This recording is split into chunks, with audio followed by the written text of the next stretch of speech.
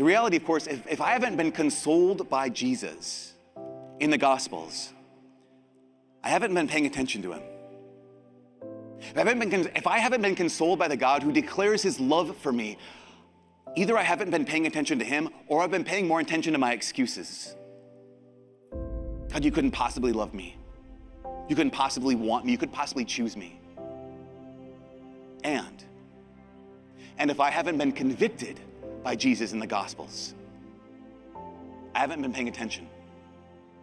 If I haven't been challenged by the Gospels, I haven't been paying attention. If I haven't been called to actually change the way I live and change the way I think, change what I love and what I don't love, then I haven't been paying attention to the Gospels, or I've been making excuses and saying, no, this is, in my case, it's okay. You know, St. Augustine, this is nothing new. I'm not trying to point fingers. This is what we've always done. St. Augustine, back in the 4th century, he said this. He said, if I accept what I like in the Gospels and reject what I don't like in the Gospels, it's not the Gospels I believe, it's myself.